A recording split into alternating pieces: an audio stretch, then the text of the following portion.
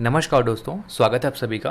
दोस्तों आज की क्लास में हम छत्तीसगढ़ बजट 2021-22 पर चर्चा करेंगे। इस एक ही वीडियो में आपको बजट के बारे में सब कुछ बता दूंगा। आपको कोई और वीडियो देखने की ज़रूरत बिल्कुल महसूस नहीं होगी, ना ही कोई बुक या मैगजीन पढ़ने की आपको ज़रूरत होगी। इस वीडियो को बिल्कुल ध्यान से देखिएगा। बजट के बारे में एक एक चीज़ मैं आपको बताऊँगा और एग्ज़ाम में जो भी फैक्ट जो पूछे जा सकते हैं वो सब भी मैं आपको बताऊँगा। तो वीडियो पूरा ध्यान से आप बिल्कुल पूरा देख लीजिएगा। क्लास शुरू करने से पहले आप सभी के लिए एक इन्फॉर्मेशन है। अगर आप मंडी निरीक्षक परीक्षा की तैयारी कर रहे हैं तो घर बैठे तैयारी करने के लिए आपको कंप्लीट पैकेज मिल जाएगा हमारे एप्लीकेशन में। अभी 50% ऑफर भी है। 50% ऑफ के साथ सिर्फ 25 रुपये आपको कंप्लीट पैकेज मिल जाएगा। प्ले स्टोर में जाके हमारा एप्लीकेशन डाउनलोड कर लीजिएगा। और ये जो पैकेज है वो हिंदी और अंग्रेजी माध्यम दोनों बच्चों के लिए बनाया गया है। मतलब हिंदी में भी क्लासेस अवेलेबल है इस पैकेज में और इंग्लिश में भी क्लासेस अवेलेबल है। आप जाकर डेमो देख सकते हैं। यूट्यूब और एप्लीकेशन दोनों में डेमो अवेलेबल है। और अगर आप सिर्फ कंप्यूटर का अलग से पैकेज लेना चाहें तो ओनली 500 रुपये में कंप्यूटर का पैकेज भी हमारे एप्लीकेशन में ले सकते हैं। आपको एप्लीकेशन फ्री में मिल जाएगा। प्ले स्टोर में जाइएगा, जैसा ऑनलाइन क्लासेस टाइप कीजिएगा और ये डाउनलोड आप एप्लीकेशन कर सकते हैं। जैसे आप डाउनलोड करेंगे, फर्स्ट टाइम ओपन करेंगे तो यहाँ पे होम बैचेज स्टोर का ऑप्शन होता है। तो होम में ही मैंने एक बैनर अटैच कर दिया है मंडी निरीक्षक पैकेज के नाम से। आपको यहाँ पे क्लिक करेंगे तो मंडी निरीक्षक का एक कोर्स दिखेगा, कंप्यूटर का भी कोर्स दिखेगा। कोई भी कोर्स में आप क्लिक करेंगे, जैसे आप मंडी निरीक्षक में क्लिक करेंगे तो सारे सब्जेक्ट के फोल्डर आपको दिखेंगे और हर फोल्डर में आपको डेमो मिलेगा। मतलब हर सब्जेक्ट का डेमो मिल जाएगा। जब आप सेटिस्फाई हो जाओगे तो बाय नाउ करके आप पेमेंट कर सकते हो और ये क्लास आपका हो जाएगा। और जो भी कोर्स रहता है वो स्टोर में रहता है, ठीक है। अलग से ट्यूटोरियल वीडियो भी मैंने अपलोड कर दिया है, आप वहाँ पे जाके देख लीजिएगा। और जो भी अगर आपको डाउट रहेगा तो डिस्क्रिप्शन में दिए गए नंबर पे आप कांटेक्ट कर सकते हैं। तो चलिए शुरुआत करेंगे आज की क्लास का। छत्तीसगढ़ का बजट पढ़ाने से पहले मैं आपको बजट के बारे में कुछ बेसिक चीज़ें पढ़ा देता हूँ। अगर आप फर्स्ट टाइम बजट के बारे में पढ़ रहे हो तो कम से कम आपको कुछ टर्म के बारे में पता होना चाहिए। अगर आप एकदम से बजट के बारे में पढ़ते हो और कभी भी आपने इंडियन इकोनॉमी नहीं पढ़ा या बजट के कुछ शब्दों को आप नहीं समझते तो शायद आपको बजट समझ ना आए और आप सिंपली रटेंगे, जो कि चीज़ अच्छी नहीं है। अगर आपको बजट के बारे में बेसिक चीज़ें पता है और फिर आगे मैं आपको बजट के बारे में पढ़ाऊँ तब आपको अच्छे से वो क्लियर हो जाएगा। वैसे इंडियन इकोनॉमी का पार्ट है, इंडियन इकोनॉमी में मैंने पढ़ाया हुआ। अगर आपने पढ़ा होगा तो आपको पता होगा, और नहीं भी पढ़ा है तो कोई दिक्कत की बात नहीं है। सिर्फ 5 मिनट आप थोड़ा सा समय दीजिए, मैं आपको सब कुछ एक्सप्लेन कर देता हूँ कि बजट वास्तव में होता क्या है। तो सबसे पहले हम देखेंगे ये जो बजट है, ये शब्द है वो कैसे आया। वास्तव में ये फ्रेंच शब्द बुजेट से लिया गया है। किस भाषा के शब्द से? फ्रेंच शब्द बुजेट से लिया गया है। और बुजेट का मतलब क्या होता है? चमड़े का थैला। अब आप देखे होंगे कि जब भी बजट पेश होता है तो चमड़े के एक बैग में छोटा सा थैला होता है, उसमें पेश किया जाता है। तो इसको ही बुजेट कहा जाता है फ्रेंच शब्द में। हाल ही में ऐसा हुआ कि इस टाइम डिजिटल तौर पे, मतलब टैबलेट में पेश किया गया, केंद्रीय बजट की हम बात करें तो। लेकिन नॉर्मली क्या होता है, चमड़े के थैले में बजट को पेश किया जाता है। अब इसमें हम देखेंगे कि ये परंपरा कैसे बना। इंग्लैंड के जो प्रथम प्रधानमंत्री थे सर रॉबर्ट वॉलपेल, इन्होंने अपने वित्तीय प्रस्ताव, मतलब जो भी फाइनेंशियल डॉक्यूमेंट थे, सरकार के सामने जब पेश किया तो चमड़े के बैग में रख कर वो आए थे और चमड़े के बैग को खोला। और जितने भी लोग वहाँ पे बैठे थे, बैग खुलने के बाद उपहास स्वरूप, मतलब मजाकिया तौर पे ये कहा कि बजट खोला गया। फिर बाद में परंपरा बन गया कि चमड़े के थैले में ही फाइनेंशियल डॉक्यूमेंट लाएंगे और बजट खोलेंगे। मतलब वो बजट से वो बाद में परंपरा बनकर बजट हो गया। तो इस तरीके से आपको बजट का याद रखना है। अब बजट भारत कैसे आया ये भी हम देखते हैं। ब्रिटिश काल में बजट भारत आया, क्योंकि ब्रिटिशों का ही कब्जा था भारत में। तो ब्रिटिश काल में भारत में बजट आया और इसकी शुरुआत का श्रेय वायसराय लॉर्ड कैनिंग को जाता है। क्वेश्चन पूछा जा सकता है कि भारत में बजट की शुरुआत का श्रेय किस वायसराय को जाता है? लॉर्ड कैनिंग को जाता है। 1859 में पहली बार वित्त सदस्य सर जेम्स विल्सन ने बजट पेश किया था।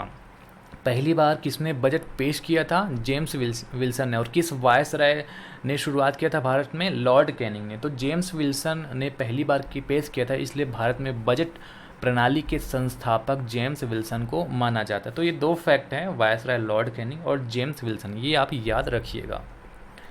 अब कई बार संविधान से रिलेटेड भी क्वेश्चन पूछा जाता है कि बताइए संविधान में किस अनुच्छेद के तहत बजट की व्यवस्था है। तो आपको पता होगा कि बजट भी केंद्र में अलग आता है और राज्य में अलग आता है। मतलब केंद्रीय बजट होता है और राज्य बजट भी होता है।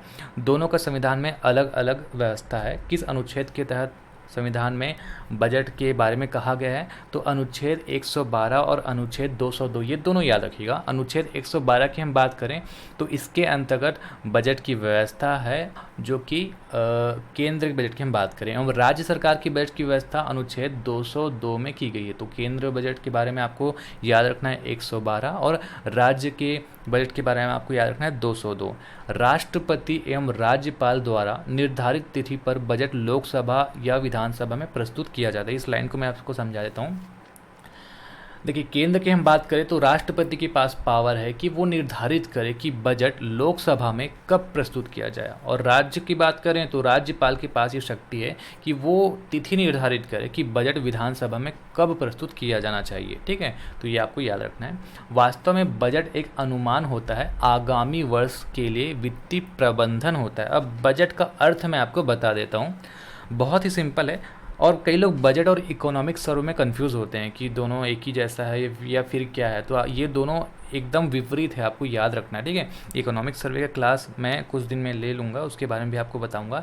देखिए, इकोनॉमिक सर्वे क्या होता है, पिछले साल जो भी काम हमने किया, तो क्या क्या हमने काम किया, क्या विकास हुआ, कितना खर्चा हुआ, कितना आय हुआ, मतलब पिछले वर्ष का जो कैलकुलेशन पूरा रिपोर्ट होता है, उसको हम कहते हैं इकोनॉमिक सर्वे या आर्थिक सर्वेक्षण। लेकिन बजट इसके विपरीत होता है। बजट में क्या होता है, आगामी वर्ष मतलब अगले साल हम क्या क्या खर्च करेंगे, क्या क्या विकास करेंगे, क्या क्या चीज़ों पे हम व्यय करेंगे, कितना प्राप्त होगा, इस चीज़ों का अनुमान लगाना बजट होता है। जैसे आप सिंपल से कोई दुकान में जाएंगे या कुछ बनवाने के बारे में बात करेंगे, तो वो आपसे सबसे पहले क्या पूछेगा, आपका बजट कितना है। मतलब कोई भी काम करने से पहले आप कैलकुलेशन करेंगे कितना खर्चा हो सकता है, वो चीज़ होता है बजट। ठीक है, साधारणतः बजट में कमी घटाकर एवं खर्चा बढ़ाकर आंका जाता है। ऐसा क्यों किया जाता है, जैसे आपने 10 लाख का बजट लेकर कोई काम किया, अब काम करते करते वो चीज़ 11 लाख का हो गया, तो आपको प्रॉब्लम हो जाएगा, 1 लाख का अरेंज करना पड़ जाएगा आपको। इसलिए प्रॉब्लम ना हो, इसलिए साधारणतः क्या किया जाता है, बजट में कमी को घटाकर और खर्चा को बढ़ाकर आंका जाता है, ताकि जब हम कोई काम करें तो प्रॉब्लम ना आए। बजट दो प्रकार के होते हैं, राजस्व और पूंजीगत।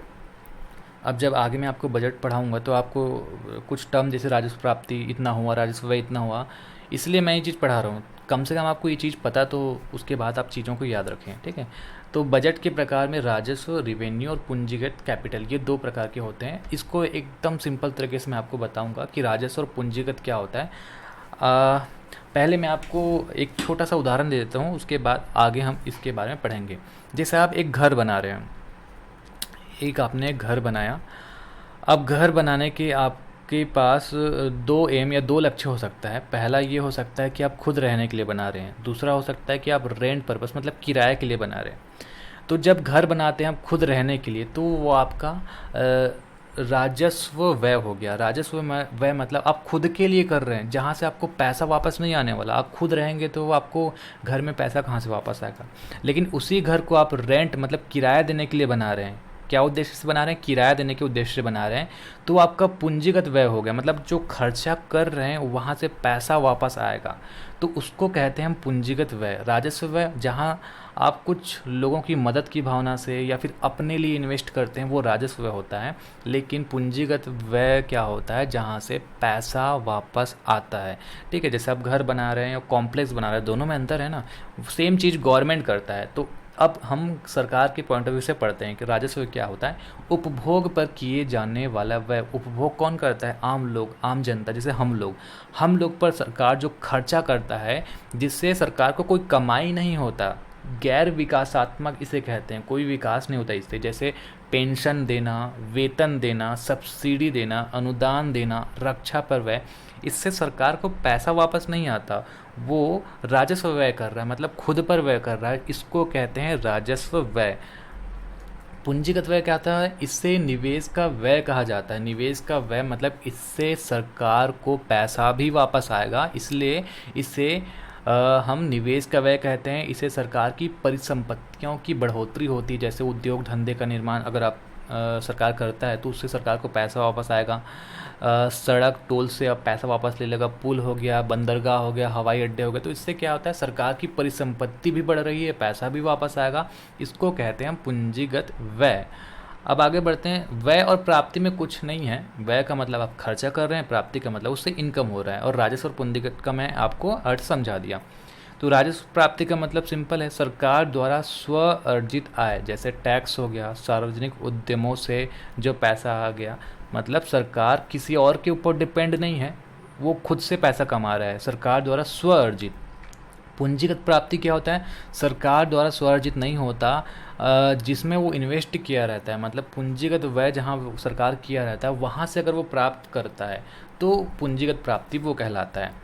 अगला फैक्ट है राजकोषीय नीति। बहुत सारे लोगों को इसका अर्थ नहीं पता रहता, सिर्फ याद रख लेते हैं, या फिर राजकोषीय घाटा, राजकोषीय आधिक्य क्या होता है, ये सारे फैक्ट आप कैसे पता करेंगे जब आपको उसका अर्थ पता हो। तो राजकोषीय नीति पहले आपको पढ़ा देता हूँ। कोई भी ऐसी नीति या कोई भी ऐसी पॉलिसी बनाने का प्रयास सरकार करता है कि उससे उसको घाटा ना हो, लोगों का कल्याण हो, ठीक है। तो वो कैसे करेगा? राजस्व प्राप्तियों को बढ़ाने का प्रयास राजकोषीय नीति में किया जाता है और राजस्व व्यय को घटाने का प्रयास किया जाता है। पूंजीगत प्राप्तियों को बढ़ाने का और विदेशी ऋण में कमी, ये राजकोषीय नीति जब भी हम बढ़ाएंगे तो इन सारे पॉइंट को ध्यान देंगे। इससे ध्यान देंगे तो क्या है, सरकार को फ़ायदा होगा, सरकार के पास पैसा आएगा, सरकार के पास पैसा आएगा तो वो पैसा लोगों में इन्वेस्ट करेगा। जैसे एफडीआई लेना, फॉरेन डायरेक्ट इन्वेस्टमेंट जिसको हम कहते हैं, विदेशी प्रत्यक्ष निवेश, है ना, मतलब बाहर की कंपनियां आती हैं, बाहर के लोग आते हैं और यहाँ पे कारखाना, यहाँ पे प्लांट डालते हैं, तो उससे क्या फ़ायदा होता है? सरकार को टैक्स भी मिल गया, यहाँ के लोगों को काम भी मिल गया। तो ऐसी पॉलिसी बनाना जिससे लोगों का भला हो, ये होता है राजकोषीय नीति। राजकोषीय घाटा, जब राजस्व व्यय राजस्व आय से ज़्यादा हो। जब वह मतलब खर्चा जो है आय मतलब इनकम से ज़्यादा हो जाता है तो उसी चीज़ को तो हम घाटा बोलते हैं। आदि का मतलब फ़ायदा हो गया जब आय ज़्यादा और खर्च कम। तो ये कुछ बेसिक चीज़ें थी जो बजट के बारे में मैं बताया आपको, ये चीज़ ध्यान रखना ताकि आगे आपको समझ आए। अब हम बात करेंगे छत्तीसगढ़ के बजट के बारे में। बजट के बारे में और डिटेल यहाँ पे लिखा हुआ है, ये इकोनॉमी का पार्ट है, आप इकोनॉमी में देख लीजिएगा। सीधा आप छत्तीसगढ़ के बजट पे आते हैं। छत्तीसगढ़ बजट 2021-22 कब, कौन सी तिथि में ये प्रस्तुत किया गया है? 1 मार्च 2021 को। किसने प्रस्तुत किया? तो मुख्यमंत्री एवं वित्त मंत्री भूपेश बघेल जी। वित्त मंत्री बजट को पेश करते हैं तो भूपेश बघेल जी ने इसे पेश किया। यह बजट गढ़बो नवा छत्तीसगढ़ की भावना को आगे बढ़ाते हुए पेश किया गया। 2020-21 का बजट जब मैंने पढ़ाया था तो आपको बताया था कि इस वर्ष पेश करने का नारा क्या था? गढ़बो नवा छत्तीसगढ़, वो नारा था उस समय का। अब 21-22 में क्या किया गया? इसी को आगे बढ़ाया गया, इस भावना को आगे बढ़ाते हुए बजट पेश किया गया। लेकिन इस बजट में ये जो हाइट शब्द है उस पर आपको ध्यान रखना है। इस वर्ष बजट में अंग्रेजी शब्द हाइट के प्रत्येक अक्षर को विकास के लिए परिभाषित किया गया है। मतलब एक हाइट शब्द बनाया गया और इस हाइट के एक एक अक्षर, जैसे HEIGHT, इस सब का एक थीम रेडी किया गया है, एक परिभाषा रेडी किया गया है कि बजट में हम इन पॉइंट्स पे काम करेंगे, ठीक है। अब ये पॉइंट्स क्या क्या है डायरेक्ट पूछा जा सकता है। जैसे क्वेश्चन ये आ सकता है कि इस वर्ष के बजट में हाइट शब्द में से एच का क्या अर्थ था, या फिर ई का क्या अर्थ था, फिर इसका जो लक्ष्य था बजट में। आपको सिंपल शब्द भी पूछा जा सकता है कि किस शब्द को लेके विकास के लिए परिभाषित किया गया। तो हाइट तो आपको याद रखना है। अब एक एक चीज़ का पूरा डिटेल भी याद रखना है। जैसे हाइट शब्द का में एच का क्या अर्थ है, ई का क्या अर्थ है, तो ये चीज़ मैं आपको बता देता हूँ। इसमें आपको एच का जो मतलब है वो चीज़ याद रखना है, होलिस्टिक डेवलपमेंट, मतलब इसका अर्थ होता है समग्र विकास। ई का जो यहाँ पे परिभाषित किया गया है अर्थ वो है एजुकेशन, शिक्षा सबके लिए समान अवसर। ये सारे शब्दों का इस वर्ष का थीम है। आई का मतलब इंफ्रास्ट्रक्चर, मतलब अधोसंरचना, विकास के पोषक। जी का मतलब गवर्नेंस, प्रशासन, संवेदनशील एवं प्रभावी। एच का मतलब हेल्थ, स्वास्थ्य, स्वस्थ धन सबसे बड़ा धन। और टी का मतलब, अभी हाइट में से टी का मतलब क्या है? ट्रांसफॉर्मेशन, मतलब होता है बदलाव, शासन जनता के लिए। तो इस वर्ष के बजट में हाइट का एक एक वर्ड का ये मतलब है, ये मतलब भी आपको ध्यान में रखना है। उपरोक्त कीवर्ड के आधार पर इस वर्ष का बजट तैयार किया गया। ये सारे कीवर्ड्स आपको याद रखना है। इस वर्ष का बजट निम्न भावनाओं के साथ राज्य के लोगों को समर्पित किया गया है। ये इतना इम्पोर्टेंट नहीं है, बस एक बार मैं आपको बता देता हूँ कि कौन कौन सी भावना, जब भी कोई बजट पेश किया जाता है तो कुछ लोगों को, कुछ संसाधन को या कुछ चीज़ों को ध्यान में रखकर बनाया जाता है। तो वो सारी चीज़ें ही यहाँ पे लिखी गई हैं कि इस वर्ष के बजट किन को समर्पित है। किसानों व आर्थिक रूप से कमज़ोर वर्गों की समृद्धि करने के लिए, गांव की आर्थिक विकास प्रगति, शिक्षा में प्रगति में गुणवत्ता के नए आयाम, स्वास्थ्य एवं चिकित्सा सुविधाओं का विस्तार, अनुसूचित जाति एवं जनजाति एवं पिछड़े वर्ग के कल्याण, महिला एवं बच्चों के सर्वांगीण विकास, युवाओं के रोजगार एवं उद्यमिता के नवीन अवसरों को सृजन करना, ये लक्ष्य है इस वर्ष के बजट का। ठीक है। ग्रामीण एवं शहरी अधोसंरचना को तेजी से विकसित करना, जनता के लिए संवेदनशील प्रशासन की भावना के साथ लोगों को समर्पित है इस वर्ष का बजट एक नज़र में हम देखते हैं, जो भी राशि है वो करोड़ में है। अब ये पिछले साल का था और ये इस वर्ष का था। आपको क्या याद रखना है, ये वाला डेटा याद रखना है। ठीक है, ये टेबल में ये चीज़ें आपको ध्यान में रखना है। अब यहाँ पे जैसे राजस्व व्यय, पूंजीगत व्यय मैंने पढ़ा दिया तो आपको समझ में आ जाएगा ये चीज़ें, इसलिए मैंने वो पढ़ाया है। ठीक है। अब ये जो चीज़ें हैं वो सब अनुमानित रहता है। मैंने आपको पहले ही बताया था कि बजट का मतलब होता है अनुमान करना, और जो भी राशि है वो करोड़ में है। अब 21-22 की हम बात करें, कुल आय कितना अनुमानित है बजट 2021-22 में। पिछले साल की बात करें तो 96,991, लेकिन अभी आपको ध्यान देना है इस साल का कितना है, 97,145। ठीक है, आप याद रखने की कोशिश करिएगा, क्योंकि आप इसमें तो कोई कॉन्सेप्ट है ही नहीं। बार बार लिख के या फिर बार बार इसको पढ़ के याद रखिएगा, या फिर ये वीडियो तो आप अनलिमिटेड टाइम्स देख सकते हैं, इसको बार बार देखिए, याद हो जाएगा। 97145। ठीक है, 97145 ये कुल आय और कुल व्यय आपको याद रखना है। और इसमें ज़्यादा डिफरेंट नहीं है, जो ज़्यादा इसमें गैप नहीं है। 97106 है ये। तो कुल आय और कुल व्यय में आपको कितना याद रखना है, 97 तो याद रखना है कि 97 ही था। अब इसके बाद 145 था और ये 106 था। ठीक है, तो ये 5 के बाद क्या आता है, 6 आता है। इस तरीके से आप याद रख लेना। और ये 1 का 1 ही था, 4 की जगह बस आपको यहाँ पे 0 याद रखना है। तो आपको याद रखना है कुल आय 97,145 करोड़, कुल व्यय याद रखना है 97,106 करोड़।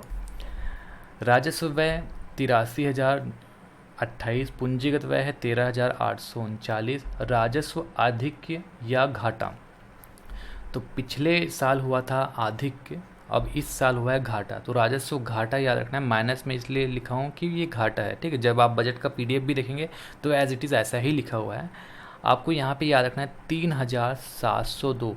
पूछा भी जा सकता है कि इस वर्ष राजस्व आधिक्य हुआ या घाटा हुआ, तो आपको याद रखना घाटा, 3,702 करोड़ रुपए। सकल वित्तीय घाटा, पिछला का तो 11,000 था। अभी देखिए इस साल ये घाटा क्यों बढ़ा, कि कोरोना का कारण ये बढ़ा है ना, तो 17,461। इसके अलावा भी आपको यहाँ पे याद रखना है राजकोषीय घाटा 17,461 करोड़, और GDP का 4.56% है ये राजकोषीय घाटा टोटल GDP का। GSDP है ये, GDP नहीं है। GSDP राज्य का होता है, GDP केंद्र का होता है, सकल राज्य की घरेलू उत्पाद, GSDP का मतलब। तो राजकोषीय घाटा 4.5 है, बहुत सिंपल है, 456 इतना याद रख लेंगे, बीच में दशमलव लगा देना, 456 है ना, 4.56%। ये फैक्ट पूछा जा सकता है, इंपॉर्टेंट है। अब मैं आपको कंक्लूज़न बता देता हूँ, बजट का टोटल कंक्लूज़न जो सबसे ज़्यादा पूछा जाता है, ये पहले पढ़ा देता हूँ। जब आप बजट पढ़ेंगे तो सबसे लास्ट में ये रहता है, लेकिन पहले मैं आपको पढ़ा रहा हूँ क्योंकि ये सबसे ज़्यादा पूछा जाता है। उसके बाद एक एक चीज़ का डिटेल जो बहुत कम पूछा जाता है वो चीज़ पढ़ाऊँगा। तो सबसे पहले हम कंक्लूज़न पढ़ते हैं कि बजट में जो व्यय था, तो क्षेत्रवार व्यय, जैसे कि राजस्व व्यय, क्षेत्रवार मतलब अलग अलग एरिया में कितना व्यय किया, क्षेत्रवार व्यय में ये चीज़ होता है। ठीक है, राजस्व व्यय, पूंजीगत व्यय, अनुसूचित जनजाति क्षेत्र के लिए व्यय। तो राजस्व व्यय में आपको याद रखना है 83,028, 85%। सबसे ज़्यादा यहाँ पे हुआ है, टोटल बजट का जितना भी व्यय हुआ उसका 85% राजस्व व्यय, 85.50% है ना। पूंजीगत व्यय 13,839, 14.5%। अनुसूचित जनजाति क्षेत्र के लिए व्यय 34%, अनुसूचित जाति क्षेत्र के लिए व्यय 13%, सामाजिक क्षेत्र में व्यय 38% और आर्थिक क्षेत्र में व्यय, व्यय मतलब खर्चा, बजट में इन सारे एरिया में कितना खर्चा होगा। तो सबसे ज़्यादा राजस्व व्यय राजस्व खर्चा होगा 85%, टोटल बजट का 85.5%। ये हो गया क्षेत्रवार व्यय। आगे बढ़ते हैं। अगला है सामाजिक क्षेत्र पर व्यय के मुख्य अवयव, है ना। सामाजिक क्षेत्र में तो हमने देख लिया कि कितना खर्चा होगा, कितना परसेंट होगा, लेकिन सामाजिक क्षेत्र को भी क्लासीफाई कर दिया गया है। सामाजिक क्षेत्र में भी किन किन एरिया में कितना खर्चा होगा, कितना परसेंट खर्चा होगा, उसको भी अलग से यहाँ पे लिखा गया है। तो यहाँ पे इम्पोर्टेंट हो सकता है स्कूल शिक्षा वाला, हो सकता है अनुसूचित ये वाला, हो सकता है स्वास्थ्य के बारे में पूछा जा सकता है। महिला एवं बाल कल्याण विकास के बारे में तो उतना मुश्किल है पूछा जाए, लेकिन स्वास्थ्य और स्कूल शिक्षा ये याद रखिएगा, कभी कभी इसके बारे में भी पूछ दिया जाता है। वैसे सबको एक बार पढ़ लेना, आजकल तो ऐसा है कि कुछ भी पूछ दिया जा रहा है, तो सबको मिनिमम एक बार, दो बार, तीन बार पढ़ लेना, थोड़ा दिमाग में रहेगा। जैसे ऑब्जेक्टिव क्वेश्चन देखोगे तो याद हो जाएगा, तो गेस करने में आसान हो जाएगा। स्कूल शिक्षा में सबसे ज़्यादा देखेंगे 15.9%, अनुसूचित जाति एवं जनजाति विकास के लिए 2.4%, स्वास्थ्य में 5.9%, महिला एवं बाल विकास में 2.3%। आर्थिक क्षेत्र पर अवयव के मुख्य अवयव, आर्थिक क्षेत्र में जितना भी खर्च हुआ है उसमें किन किन जगह कहाँ कहाँ पे कितना खर्च होगा, ये चीज़ यहाँ पे दिया गया है। खाद्य एवं नागरिक आपूर्ति 5%, पंचायत एवं ग्रामीण विकास 9.1%, लोक निर्माण 6.6%, सिंचाई पे 2.9%। ये इतना इम्पोर्टेंट नहीं है, जो इम्पोर्टेंट रहेगा उसको मैं आपको अच्छे से बताऊंगा कि ये चीज़ तो आपको याद रखना ही रखना है। जैसे ये जो टेबल है वो बहुत इम्पोर्टेंट है। अब यहाँ पे हम बात करें आर्थिक स्थिति 2020-21 अग्रिम अनुमान स्थिर भाव पर, ठीक है। तो दो चीज़ होता है, एक स्थिर भाव होता है, एक प्रचलित भाव होता है। स्थिर भाव मतलब कोई भी बेस ईयर हम मानते हैं, जैसे 2014-15 मान लिए, अब उससे लेकर आज तक हम क्या ग्रोथ कर रहे हैं उसका कैलकुलेशन होता है स्थिर भाव। प्रचलित भाव मतलब जस्ट पीछे के साल से लेकर इस साल का कंपेयर करते हैं। अब ये सब आप अलग से सर्च करके भी पढ़ लीजिएगा या इंडियन इकोनॉमी में पढ़ लीजिएगा, ठीक है। स्थिर भाव मतलब कोई भी बेस ईयर, कोई भी एक वर्ष हम फिक्स करते हैं, उसके हिसाब से कैलकुलेशन करते हैं कि उस दिन से लेकर आज का क्या ग्रोथ हुआ है। प्रचलित मतलब कि ये होता है कि आज एकदम करेंटली, तो पिछले साल से आज तक का क्या ग्रोथ हुआ है, इस टाइप का वो चीज़ें होता है। आप और डिटेल पढ़ लीजिएगा, ठीक है। अब हम बात करेंगे आर्थिक विकास दर छत्तीसगढ़ और राष्ट्रीय स्तर पर। तो आपको याद रखना है, अभी हम पढ़ रहे हैं छत्तीसगढ़ के बजट, तो ये सारे इम्पोर्टेंट है। आर्थिक विकास दर का जो स्थिर भाव पर विकास दर है वो कितना है, तो यहाँ पे आप देखेंगे ये सब कोरोना के कारण नेगेटिव में चले गए हैं ना, -1.77% हो गया। और अगर आप केंद्रीय स्तर पर, राज्य स्तर पर देखेंगे तो -7.7%। तो यहाँ पे 1.7 अगर आप याद रखते हैं तो आपको केंद्र और राज्य दोनों का याद हो जाएगा। कैसे? 1.7 याद रखना, और ये जो लास्ट का 7 है वो याद रख लेना कि ये राज्य का, ये राष्ट्र का था, मतलब पूरे देश में 7.7, ये दोनों लास्ट का 7 याद रख लेना, ठीक है। तो इस तरीके से कुछ भी ट्रिक बना के याद तो रखना पड़ेगा ही, कोशिश करना आप, है ना। उसके बाद कृषि विकास दर आप देखेंगे तो 4.61%, और यहाँ पे देखेंगे इंडिया के पॉइंट ऑफ व्यू से 3.4%। कृषि भी इम्पोर्टेंट है और आर्थिक विकास दर, ये दोनों बहुत ज़्यादा इंपॉर्टेंट है, सबसे ज़्यादा पूछा जाता है। औद्योगिक विकास दर यहाँ पे भी कमी देखी गई है, यहाँ पे देखिए -5.28% और यहाँ पे -9.6%। सेवा क्षेत्र विकास दर 0.75%, -8.8%।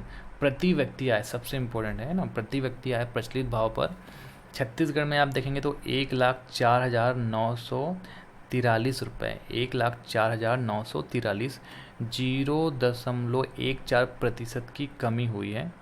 और इंडिया के पॉइंट ऑफ से देखें तो 1,26,968, 5.41% की कमी हुई है। मतलब छत्तीसगढ़ में परसेंटेज अगर आप देखेंगे तो राज्य के कंपेयर में कम कमी हुआ है, इस तरीके से थ्योरी में भी लिखा हुआ है। अब यहाँ पे थोड़ा सा और ध्यान दे सकते हैं कि किस में सबसे कमी देखा गया है। तो यहाँ पे आप देखेंगे छत्तीसगढ़ में तो औद्योगिक विकास दर में सबसे ज़्यादा कमी देखा गया है, और सबसे ज़्यादा ऊपर कौन सा है? कृषि विकास दर सबसे ऊपर है। अगर इंडिया में आप देखेंगे तो सेम ही है, यहाँ पे औद्योगिक विकास दर सबसे कम है, और सबसे ज़्यादा ऊपर यहाँ पे है कृषि विकास दर, है ना। तो ये भी ध्यान में रख सकते हैं कि सबसे ज़्यादा या सबसे कम कौन था, इस तरह से घुमा के भी क्वेश्चन पूछ दिया जाता है। लेकिन आपको आर्थिक विकास दर और कृषि विकास दर ये दोनों डेटा एकदम अच्छे से याद रखना है, बार बार प्रैक्टिस करना है। अब हम थ्योरी पढ़ते हैं। मैंने आपको पहले ही बताया था कि कंक्लूज़न मैं आपको बता देता हूँ। पूरे बजट का कंक्लूज़न हम पहले पढ़ लिए हैं, अब बजट के बारे में एक एक चीज़ डिटेल से पढ़ेंगे, ठीक है। पहले मैंने अभी तक जो पढ़ाया उसको एटलीस्ट आपको अच्छे से याद रखना है। अब आगे मैं बजट के बारे में पूरा डिटेल पढ़ा रहा हूँ, तो इसको भी आपको सुनना है, चुपचाप सुनिए, कोई दिक्कत नहीं है। सुनने से भी जो भी हम सुनते हैं वो थोड़ा सा रहता है दिमाग में, बार बार सुन लेना। वीडियो तो अनलिमिटेड टाइम आप देख ही सकते हो। आर्थिक स्थिति स्थिर दर पर वर्ष 2019-20 में राज्य के सकल घरेलू उत्पाद मतलब जीएसडीपी में 5.32% की वृद्धि के अनुमान की तुलना में त्वरित अनुमान 5.12% की वृद्धि संभावित है। तो इस वर्ष के बजट के हिसाब से संभावित वृद्धि 5.12%। प्रचलित भाव पर, ये स्थिर दर की हम बात करें, प्रचलित भाव पर राज्य का सकल घरेलू उत्पाद जीएसडीपी की हम बात कर रहे हैं ना, 2019-20 में इतना करोड़ से बढ़कर 2021-22 अभी की हम बात करेंगे, 2021-22 में 3,50,270 करोड़ अनुमानित है। प्रचलित भाव पर जीएसडीपी राज्य का सकल घरेलू उत्पाद, ये याद रखिएगा, 2021-22 में 3,50,270 करोड़ अनुमानित है, जो पिछले वर्ष की तुलना में 1.54% अधिक है। तो इसी चीज़ को मैं टेबल में अरेंज कर दिया। ऐसे थ्योरी आप पढ़ोगे ऑफिशियल पीडीएफ में तो समझ नहीं आता, तो मैं कोशिश करता हूँ कि सबसे सरल तरीके से लिख कर आपको समझा दूँ। स्थिर, ये आपको याद रखना है, सकल राज्य घरेलू उत्पाद स्थिर दर पर 5.12% वृद्धि अनुमानित, प्रचलित भाव पर 1.54% अनुमानित, राशि 3,50,270 करोड़। भारत का सकल घरेलू उत्पाद -7.7, मैंने आपको बताया था छत्तीसगढ़ में आपको माइनस ये याद रखना है 1.77 और इंडिया में -7.7, ये भारत का सकल घरेलू उत्पाद है ना। आगे बढ़ते हैं। प्रति व्यक्ति आय की बात करें, वर्ष 2019-20 में प्रति व्यक्ति आय 1,05,089 की तुलना में वर्ष 2020-21 में प्रति व्यक्ति आय 1,04,943 रुपये है, जो मैंने आपको पहले ही कंक्लूजन में पढ़ा दिया था। ये आप याद रखिएगा, बहुत इंपॉर्टेंट है। प्रति व्यक्ति आय 1,04,943, 1,04,943 इतना याद रखना है, जो गत वर्ष की तुलना में मात्र 0.14% कम है, ज़्यादा नहीं है, कम है। कोरोना के कारण ये सब कम हुआ है। राष्ट्रीय स्तर पर प्रति व्यक्ति आय 5.41% कमी अनुमानित है। तो यही चीज़ यहाँ पे हम लिख दिए हैं कि इस साल का आपको ये डेटा याद रखना है। और वृद्धि हुई या कमी हुई? कमी हुई है 0.14%। वर्ष 2021-22 में केंद्रीय बजट में राज्य के लिए केंद्रीय करों में हिस्सों की राशि चालू वर्ष की तुलना में 4,128 करोड़ की कमी हुई है। इतना इम्पोर्टेंट नहीं है, बस पढ़ लेते हैं, आगे बढ़ते हैं। अब जब बजट की हम बात किए थे तो हाइट का जो पूरा फुल फॉर्म था उसमें एक एक चीज़ के बारे में डिटेल पढ़ेंगे, ठीक है। जिसे एच का मतलब है होलिस्टिक डेवलपमेंट, मतलब समग्र विकास। अब इसके अंतर्गत क्या क्या भावना रखी गई हैं, किन किन चीज़ों को ध्यान में रखा गया है, वो चीज़ हम पढ़ते हैं।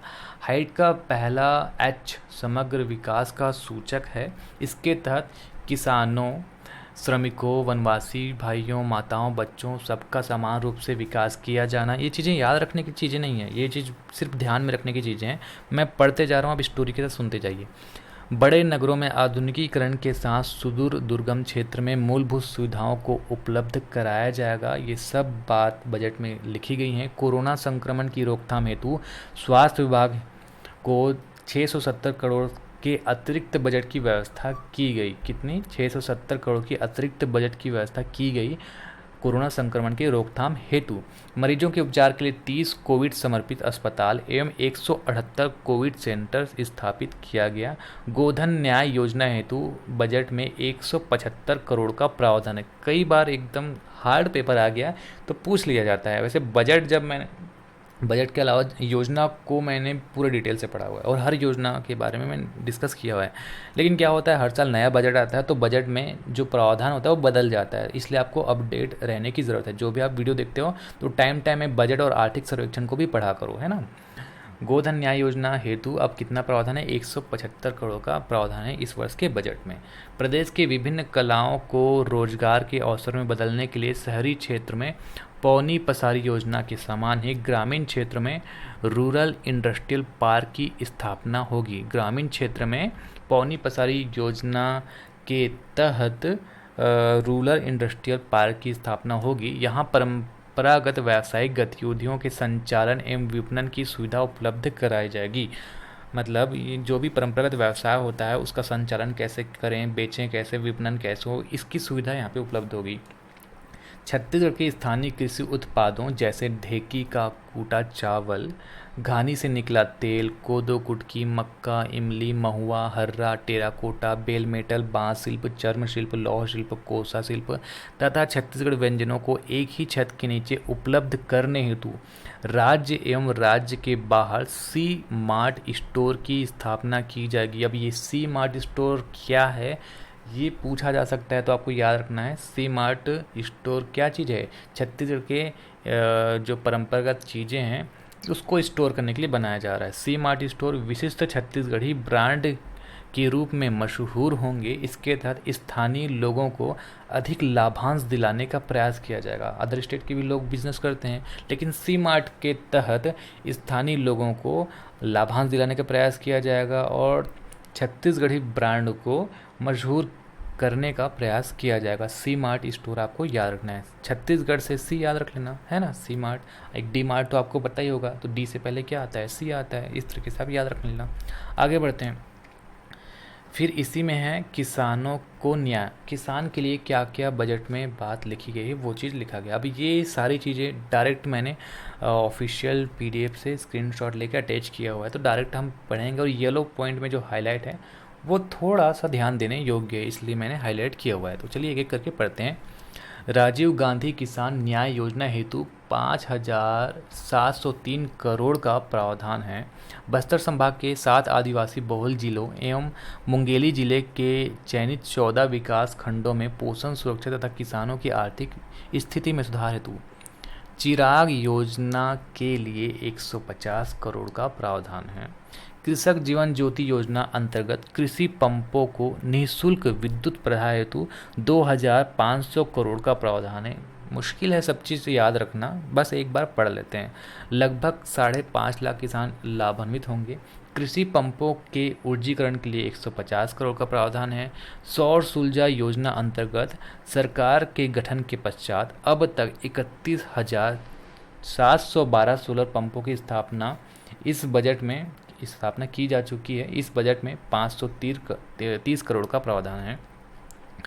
किसानों को शून्य ब्याज पर 5,900 करोड़ का अल्पकालीन कृषि ऋण वितरित करने का लक्ष्य है। ब्याज अनुदान के भुगतान हेतु 275 करोड़ का प्रावधान है। ये डेटा थोड़ा सा ध्यान रखने योग्य है। इस वर्ष 5,000 हेक्टेयर क्षेत्र में बहुवर्षीय फलोद्यान, 4,500 हेक्टेयर में सब्जी उत्पादन तथा 1,300 हेक्टेयर क्षेत्र में फूलों की खेती हेतु अनुदान देने का लक्ष्य रखा गया है। उद्यानिकी फसलों के लिए बजट में 495 करोड़ प्रावधान है। तो जो चीज़ हाईलाइटेड है उसको बस थोड़ा सा फोकस करिएगा। पशुपालकों को न्याय। पशुपालकों के लिए बजट में क्या क्या बातें लिखी गई हैं? गोठानों को रोजगारमुखी बनाने के लिए गोधन न्याय योजना प्रारंभ की गई है। एक एक योजना को मैंने डिटेल से पढ़ा है, योजना का अलग क्लास है, वो आप योजना में पढ़ लीजिएगा। गोठान समितियों द्वारा पशुपालक को 2 रुपये किलो की दर से गोबर क्रय हेतु 80 करोड़ भुगतान किया जा चुका है।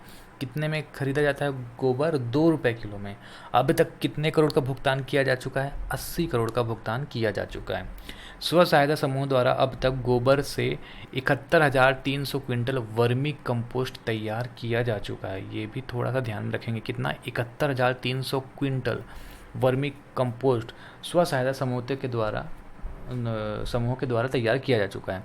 वर्तमान में 7,841 स्व सहायता समूहों के लगभग 60,000 सदस्यों को वर्मी खाद उत्पादन, सामुदायिक बाड़ी गोबर गोबर दिया निर्माण इत्यादि से 942 लाख की आय हो चुकी है।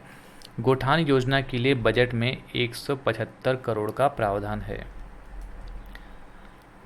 मत्स्य पालन के बारे में हम पढ़ते हैं।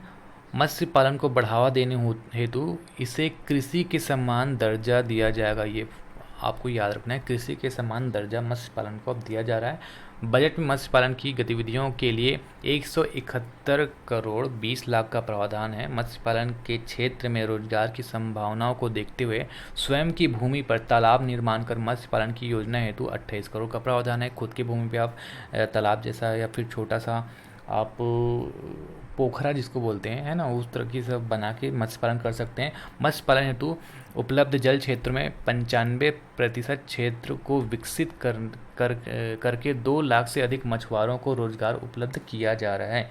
ठीक है, पिछले साल मैंने पढ़ाया था 94% के आसपास, अभी 95 हो गया है।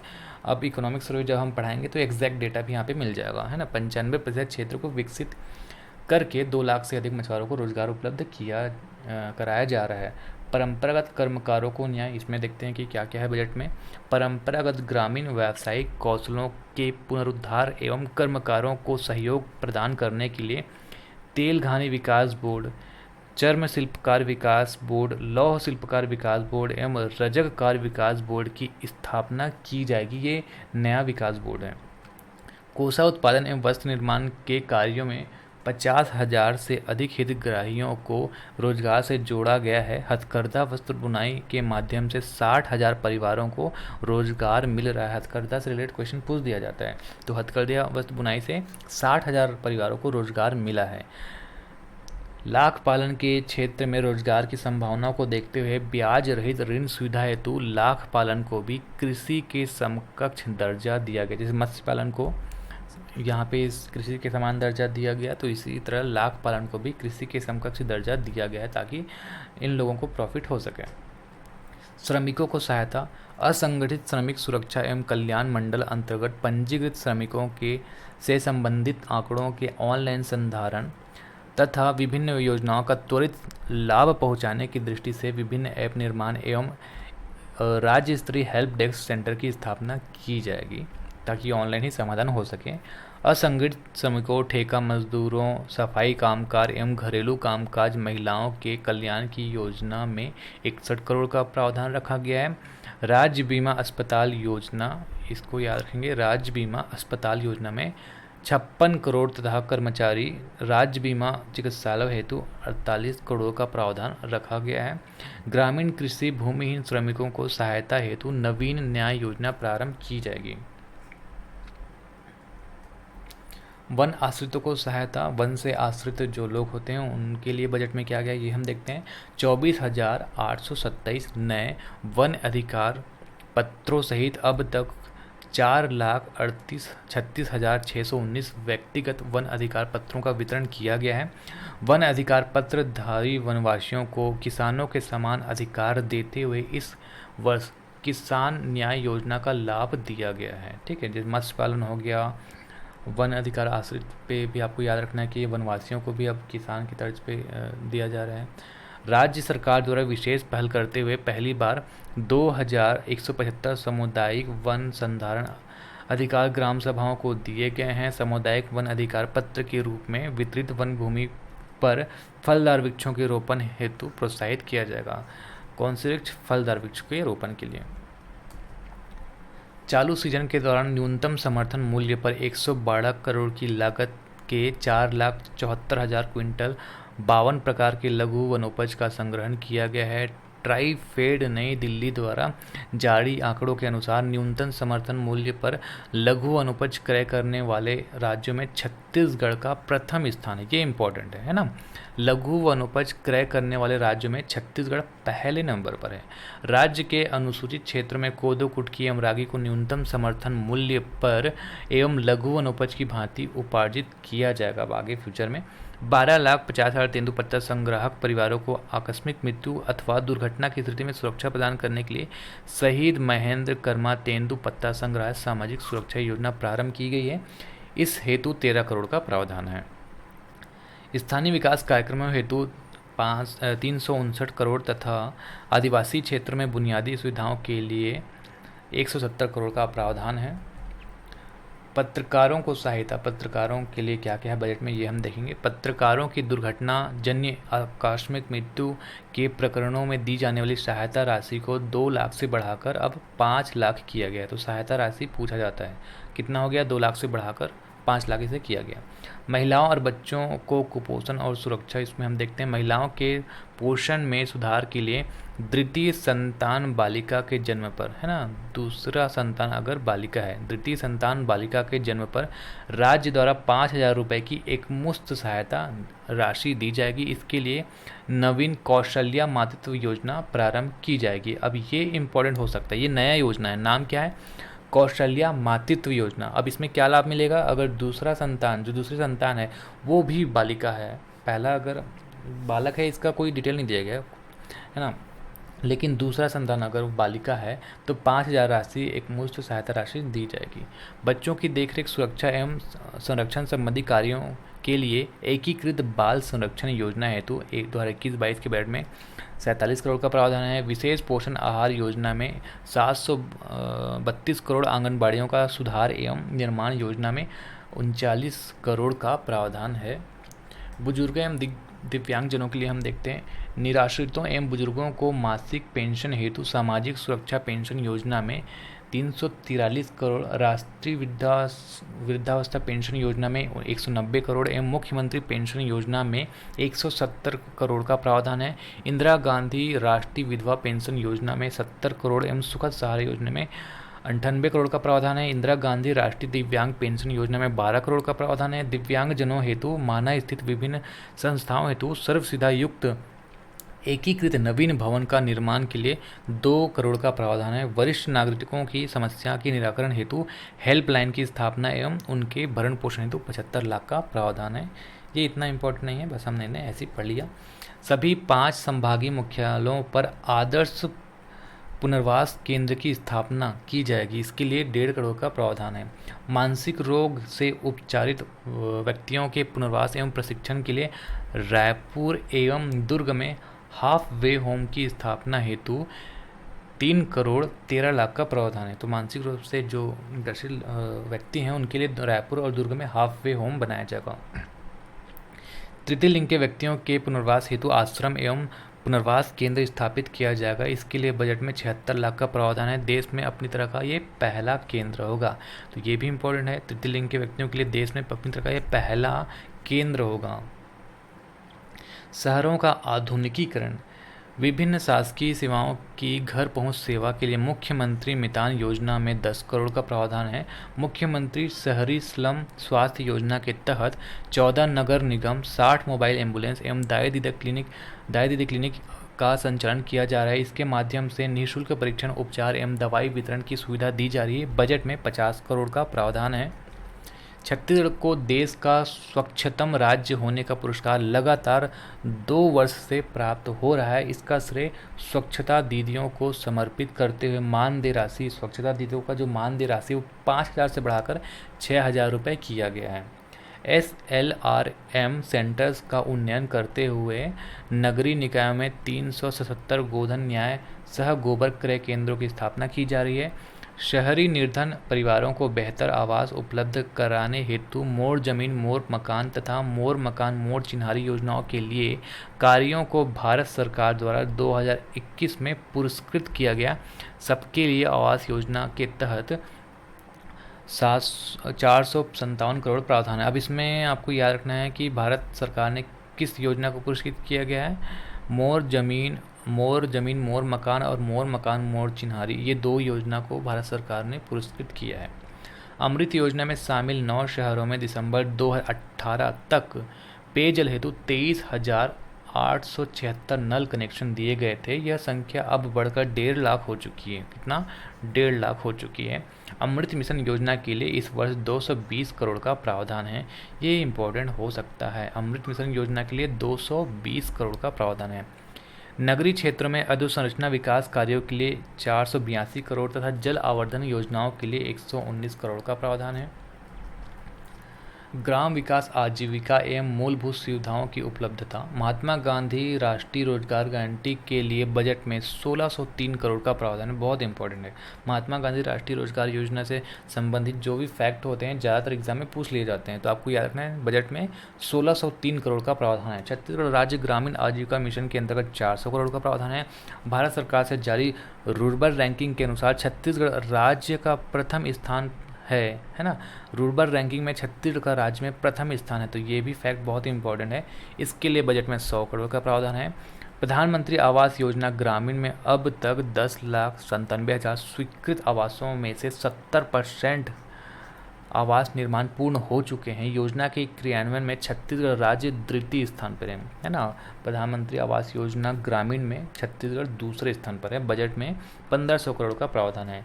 ओडीएफ प्लस पंचायतों की श्रेणी में छत्तीसगढ़ राज्य को द्वितीय स्थान प्राप्त हुआ है। स्वच्छता के क्षेत्र में उत्कृष्ट कार्यों के लिए राज्य को 68 करोड़ 42 लाख का परफॉर्मेंस ग्रांट प्राप्त भी हुआ है। स्वच्छ भारत मिशन ग्रामीण योजना के लिए 400 करोड़ का प्रावधान है। प्रधानमंत्री ग्राम सड़क योजना के अंतर्गत 2067 करोड़ का प्रावधान है। किसानों को खेतों तक आवागमन की सुविधा देने, कच्चे धरसा को पक्के मार्ग में बदलने के लिए मुख्यमंत्री धरसा विकास योजना प्रारंभ की जा रही है। इसको मैंने योजना में पढ़ाया था डिटेल से।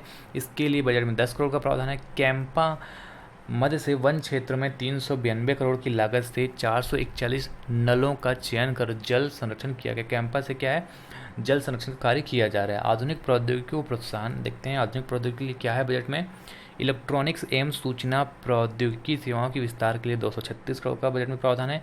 खनिजों का अवैध उत्खनन को रोकने के लिए आधुनिक स्पेस टेक्नोलॉजी एवं रिमोट सेंसिंग इमेज की मदद से माइनिंग सर्विलांस सिस्टम लागू किया गया है। मतलब ड्रोन की हेल्प से, ऊपर से या स्पेस टेक्नोलॉजी की हेल्प से अवैध खनिजों को रोका जा सकता है, इसका सर्वे किया जा सकता है। अगला है छत्तीसगढ़ कला संस्कृति एवं पर्यटन का विकास। कला संस्कृति के पॉइंट ऑफ व्यू से हम बजट को पढ़ते हैं। राज्य की पुरातात्विक धरोहर के अध्ययन, खोज एवं संधारण कार्यों को गति देने के लिए पुरातत्व विभाग के पृथक संचालन का गठन किया जाएगा। छत्तीसगढ़ से संबंधित अभिलेखों के संधारण एवं प्रदर्शन हेतु अभिलेखागार भवन निर्माण के साथ साथ डिजिटाइजेशन एवं मोबाइल ऐप का विकास किया जाएगा। इन सभी कार्यों के लिए बजट में 6 करोड़ का प्रावधान है। राज्य में विभिन्न कलाओं तथा विधाओं के संरक्षण एवं संवर्धन हेतु छत्तीसगढ़ संस्कृति परिषद का गठन किया गया। तो ये नए जो है ये आपको याद रखना थोड़ा सा। जैसे पुरातात्विक विभाग के लिए पृथक संचालनालय का गठन किया जाएगा, है ना। नवा रायपुर में भारत भवन भोपाल की तर्ज पर छत्तीसगढ़ संस्कृति परिक्षेत्र का निर्माण किया जाएगा। ये इंपॉर्टेंट है। छत्तीसगढ़ संस्कृति परिक्षेत्र का निर्माण कहाँ पे किया जाएगा, नवा रायपुर, छत्तीसगढ़ की राजधानी पे, है ना। मानव विकास का क्रम, रहन सहन, तीज त्यौहार, प्राचीन कला, परंपरागत विधाओं के प्रदर्शन हेतु मानव संग्रहालय के निर्माण हेतु 1 करोड़ का प्रावधान है। छत्तीसगढ़ लोक कला एवं नृत्यों के संरक्षण तथा संवर्धन हेतु लघु फिल्म, डॉक्यूमेंट्री तथा अन्य कार्य होते 2 करोड़ का प्रावधान है।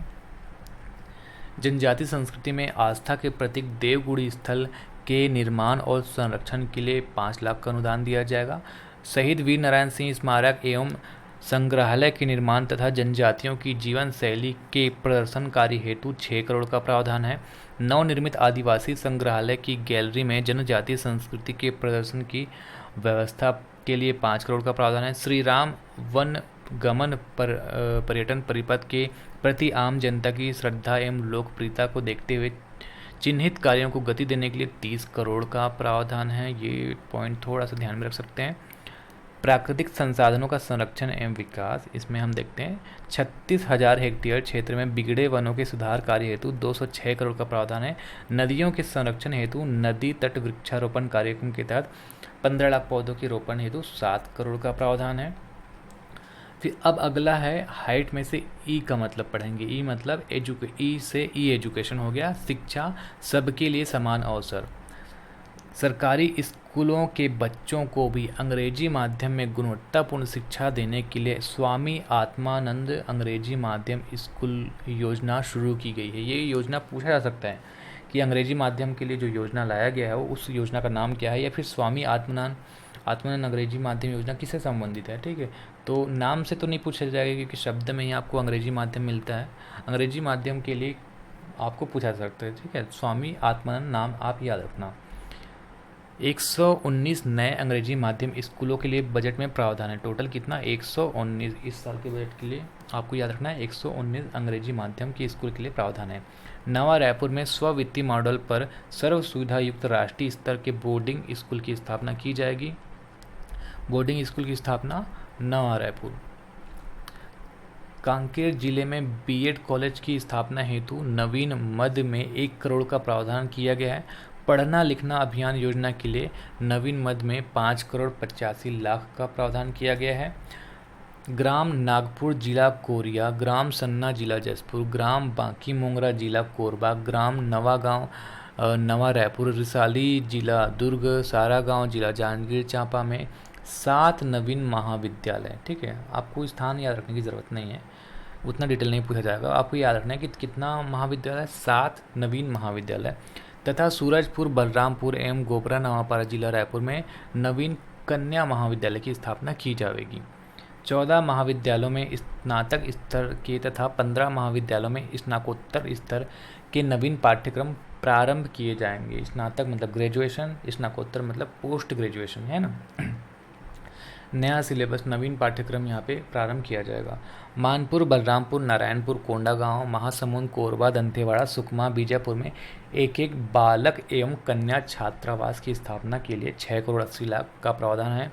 बलरामपुर में पिछड़ा वर्ग के लिए एक एक नवीन प्री मैट्रिक बालक एवं कन्या छात्रावास तथा पाटन जिला दुर्ग में प्री मैट्रिक अनुसूचित जाति बालक छात्रावास स्थापित किए जाएंगे। इतना इंपॉर्टेंट नहीं है, बस जानकारी के लिए आप याद रखेंगे। अनुसूचित जाति एवं जनजाति वर्ग के विद्यार्थियों के लिए छात्रावास के संचालन हेतु 372 करोड़ एवं गुरुकुल उन्नयन योजना अंतर्गत निर्माण कार्यों के लिए 281 करोड़ का प्रावधान है। निकुम जिला दुर्ग, यहीं पे मेरा घर है।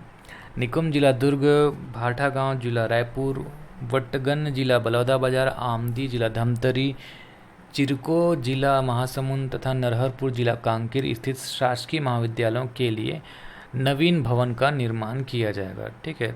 अच्छी बात है, बहुत पुराना हो गया। निकुम स्कूल में ही मैंने 12th कंप्लीट किया, गवर्नमेंट स्कूल से ही मैं पढ़ा हुआ है ना। छोटा सा गांव है निकुम, जो मेरे गांव से लगा हुआ है। तो अब इसमें इतने सारे जगहों पे शासकीय भवन जो होगा, इसमें नवीन भवन बनेगा। ग्राम टेकारी विकासखंड आरंभ तथा ग्राम नेवरा विकासखंड तखतपुर में नवीन ITI की स्थापना की जाएगी। छत्तीसगढ़ रीजनल साइंस सेंटर परिसर में इनोवेशन हब की स्थापना हेतु 1 करोड़ 80 लाख तथा 40 पॉलिटेक्निक संस्थाओं में फर्नीचर मशीन तथा उपकरण के लिए 20 करोड़ 55 लाख का प्रावधान है। फिर अगला है सड़क मार्ग इंफ्रास्ट्रक्चर, आई से इंफ्रास्ट्रक्चर, अधोसंरचना विकास के पोषक। सड़क मार्ग के बारे में पढ़ते हैं। छत्तीसगढ़ सड़क एवं अधोसंरचना विकास निगम हेतु 5225 करोड़ की लागत के 3900 किलोमीटर लंबी सड़कों एवं पुलों का निर्माण कार्य किया जाएगा। 3900 किलोमीटर। इस हेतु निगम को सहायता के रूप में 150 करोड़ का प्रावधान है।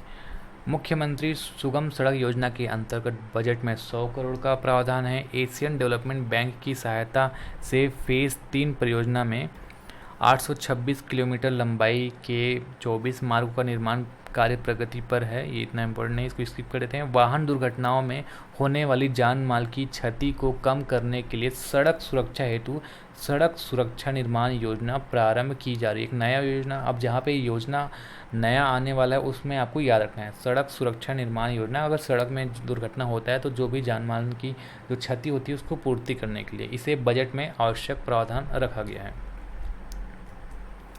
बजट में 12 नए रेलवे ओवर ब्रिज एवं अंडर ब्रिज तथा जवाहर सेतु योजना अंतर्गत 151 नवीन मध्यम पुलों के निर्माण के लिए 102 करोड़ का प्रावधान है। 6 राज्य मार्ग, 5 शहरी मार्ग, 20 मुख्य जिला मार्ग तथा 435 ग्रामीण मार्गों के निर्माण हेतु 310 करोड़ का प्रावधान है। नाबार्ड की ग्रामीण अधोसंरचना विकास निधि के अंतर्गत 119 ग्रामीण मार्गों के निर्माण हेतु 92 करोड़ का प्रावधान है। नक्सल प्रभावित ग्रामीण क्षेत्रों को बेहतर आवागमन सुविधा देने हेतु 104 सड़क एवं 16 पुल का निर्माण किया जाएगा। इसके लिए बजट में 12 करोड़ का प्रावधान है। फिर अगला है वायु मार्ग। अंबिकापुर क्षेत्र को शीघ्र ही वायु मार्ग से जोड़ने का प्रयास किया जा रहा है तथा इस वर्ष बजट में कोरिया जिले में हवाई पट्टी का निर्माण प्रावधान है। कोरिया जिले में हवाई पट्टी इंपॉर्टेंट है ना, वायु मार्ग के लिए आपको याद रखना है। बजट में कोरिया जिले में हवाई पट्टी बनाने का प्रावधान है। फिर अगला है सिंचाई। भूजल संवर्धन के कार्यों को प्राथमिकता के आधार पर क्रियान्वयन करने हेतु भूजल संरक्षण कोष का निर्माण किया जाएगा। भूजल का उपयोग करने वाले उद्योगों तथा कच्चे माल के रूप में जल का उपयोग करने वाले उद्योगों से प्राप्त जलकर की राशि इस कोष में जमा की जाएगी। सिंचाई की 4 वृहद परियोजना, इसके नाम है अरपा भैंसाजार, केलो जलाशय, राजीव समोदा निजदा व्यपर्तन एवं सोंढूर जलाशय हेतु बजट में 152 करोड़ का प्रावधान है। बस ये 1-2 लाइन है, आप थोड़ा सा ध्यान रखेंगे। अगला है स्वच्छ पेयजल। राज्य में 45,48,000 ग्रामीण एवं घरों को वर्ष 2023 तक, कब तक, 2023 तक नल कनेक्शन के माध्यम से शुद्ध पेयजल आपूर्ति करने का लक्ष्य रखा गया है। पेयजल हेतु घरों तक नल कनेक्शन की सुविधा देने के लिए जल जीवन मिशन योजना में 850 करोड़ का प्रावधान है। नलकूपों के अनुरक्षण हेतु 106 करोड़ तथा पाइप द्वारा ग्रामीण जल प्रदाय योजना में 32 करोड़ एवं ग्रामों में पेयजल प्रदाय के लिए 70 करोड़ का प्रावधान है। नगरीय क्षेत्र में नई जल प्रदाय योजना के लिए 45 करोड़ का प्रावधान है। मिनी माता अमृत धारा नल योजना में 11 करोड़ एवं गोठानों में नलकूप खनन हेतु 10 करोड़ का प्रावधान है। उद्योग में आते हैं। नवीन फूड पार्क की स्थापना की जाएगी। इसके हेतु 110 विकास खंडों में भूमि का चिन्हांकन और 45 विकास खंडों में भूमि का आधिपत्य उद्योग विभाग को प्राप्त हो चुका है। इस योजना हेतु बजट में 50 करोड़ का प्रावधान है। पिछले क्षेत्रों में वनोपज, हर्बल तथा खाद्य प्रसंस्करण उद्योग की स्थापना को बढ़ावा देने के लिए नई औद्योगिक नीति 2019 से 24, औद्योगिक नीति कौन सा अभी चल रही है पूछा जाता है, कौन सा चल रहा है 2019-24। इसमें वनांचल उद्योग पैकेज का प्रावधान है। 350 करोड़ की लागत से पंडरी जिला रायपुर में 10 एकड़ की भूमि से पब्लिक प्राइवेट पार्टनरशिप, इसको हम पीपीपी मॉडल भी बोलते हैं, पब्लिक प्राइवेट पार्टनरशिप के आधार पर जेम्स एंड ज्वेलरी पार्क की स्थापना की जा रही है। ये क्वेश्चन कई बार पूछा गया है। James and jewellery park PPP model पर कहाँ पे तैयार किया जा रहा है, तो आपको याद रखना है रायपुर, पंडरी जिला रायपुर। नए औद्योगिक क्षेत्रों की स्थापना हेतु 65 करोड़ तथा औद्योगिक क्षेत्रों की अधोसंरचना उन्नयन हेतु 10 करोड़ का प्रावधान है। अगला है ऊर्जा। विद्युतीकृत ग्रामों के शेष रह गए 12 टोलों तक विद्युत लाइन पहुंचाने के लिए मुख्यमंत्री मजरा टोला विद्युतीकरण योजना में 45 करोड़ का प्रावधान है। मुख्यमंत्री विद्युत अधोसंरचना विकास योजना अंतर्गत नवीन सब स्टेशन निर्माण, ट्रांसफार्मर, इस सब का विकास किया जाएगा। औद्योगिक क्षेत्र में सुपरवाइजरी कंट्रोल के लिए स्काडा योजना में 50 करोड़ का प्रावधान है। तो ये स्काडा योजना क्या है? औद्योगिक क्षेत्रों में सुपरवाइजरी कंट्रोल, औद्योगिक क्षेत्रों का निरीक्षण करना, सुपरवाइजरी कंट्रोल। शहरी क्षेत्र में विद्युतीकरण कार्यों के लिए मुख्यमंत्री शहरी विद्युतीकरण योजना में 100 करोड़ का प्रावधान है। फिर अगला है कृषि संबंधी अधोसंरचना। बायो एथेनॉल उत्पादन के अनुसंधान कार्य हेतु ग्राम गोढ़ी जिला बेमेतरा में प्रदर्शनी संयंत्र की स्थापना की जाएगी। कहाँ पे? बेमेतरा में प्रदर्शनी संयंत्र की स्थापना की जाएगी। ये थोड़ा सा इंपॉर्टेंट हो सकता है। संयंत्र में जैव ईंधन के उत्पादन के लिए अतिशेष धान अथवा मक्का इत्यादि कच्ची सामग्री का उपयोग किया जाएगा। नवीन ऊर्जा शिक्षा उद्यान पाटन जिला दुर्ग में स्थापित किया जाएगा। नवीन ऊर्जा शिक्षा उद्यान कहाँ पे? पाटन जिला दुर्ग में स्थापित किया जाएगा। तो ये और ये इम्पॉर्टेंट है। ऊर्जा शिक्षा उद्यान के माध्यम से कृषि कार्य एवं दैनिक जन जीवन के विभिन्न कार्यों में वैकल्पिक ऊर्जा का उपयोग करने के लिए ग्रामीण जनों को प्रोत्साहित किया जाएगा। किसानों की सुविधा को ध्यान में रखते हुए प्राथमिक कृषि साख सहकारी समिति का पुनर्गठन करके 725 नई समितियों का गठन किया गया। इस प्रकार प्रदेश में समितियों की संख्या, ये इम्पोर्टेंट है, प्रदेश में प्राथमिक कृषि सहकारी समिति की संख्या पूछा जाता है। अब कितना हो गया है? इतना से बढ़कर 2048 हो गया है ना। 1033 से 2048 हो गया है। समितियों में धान उपार्जन सहित अन्य व्यवस्थाओं के लिए प्रत्येक समिति को 50,000 रुपये की एकमुश्त सहायता हेतु 3,63,00,000 का प्रावधान है। अब समिति सहायता कितना दिया जाएगा? 50,000 एकमुश्त।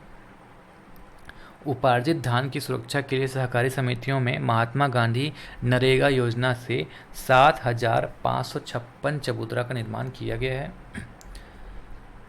फिर अगला शब्द है जी से गवर्नेंस, प्रशासन संवेदनशील एवं प्रभावी। प्रशासन को संवेदनशील, सशक्त, जवाबदेह तथा प्रभावी बनाने हेतु क्षेत्रफल तथा जनसंख्या के आधार पर बड़ी प्रशासनिक इकाइयों को विभाजित करके नई इकाइयों का गठन किया जा रहा है। जैसे आपने देखा होगा बहुत सारा तहसील बन रहा है, अनुभाग बन रहा है, तो जो प्रशासनिक इकाई है उसको तोड़ा जा रहा है ताकि जो प्रशासन है वो ज़्यादा अच्छे तरीके से किया जा सके। राजस्व प्रशासन, इस बजट में 11 नवीन तहसील एवं 5 नए अनुभागों का गठन किया गया है।